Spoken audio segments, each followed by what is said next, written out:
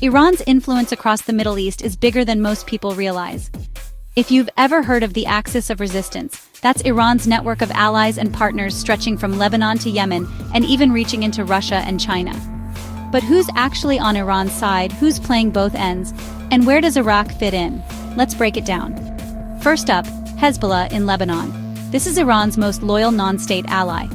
Hezbollah gets serious funding, training, and weapons from Iran, and it's a constant thorn in Israel's northern border. They aren't just political, they're military, and their reach is global. Next, the Houthis in Yemen. These guys are a Shiite rebel group with direct Iranian backing. If you've seen news about attacks on ships in the Red Sea, that's often them trying to pressure Israel and the US. They use Iranian-made drones and missiles, so Iran's fingerprint is all over their operations. In Syria, Iran supports President Bashar al-Assad. This isn't just about advice or money. Iranian forces and allied militias are actually inside Syria, shaping what happens there on the ground. Then there's Iraq's Popular Mobilization Forces, or PMF. This is a collection of powerful Shia militias, many with deep Iranian ties. Officially, they're under Iraqi government control. In reality, some answer more to Tehran than Baghdad. They've also played roles in attacks on US targets in the region. But Iran's alliances aren't limited to militias. Russia is a key strategic partner, especially in Syria. Moscow defends Iran's nuclear rights and pushes back against Israeli and Western pressure.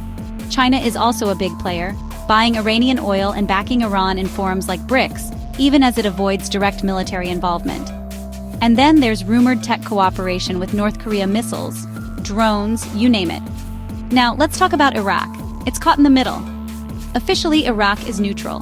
It hosts US and NATO troops working together to fight ISIS. But Iran's influence runs deep, especially through the PMF militias.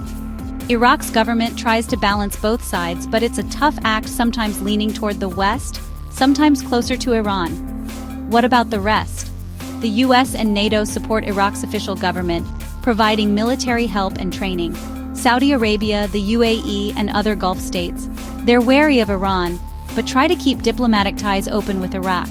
Israel, on the other hand, sees Iran as a direct enemy, no diplomatic sugarcoating there. Here's the big picture. This isn't a simple state versus state fight. It's a tangled web of alliances, proxies, and overlapping interests. The future of the region may depend on whether Iraq can stay stable and whether Iran's network of proxies pushes things into a wider war. Thanks for watching. If you found this breakdown helpful, hit like, and let me know what you want to see next.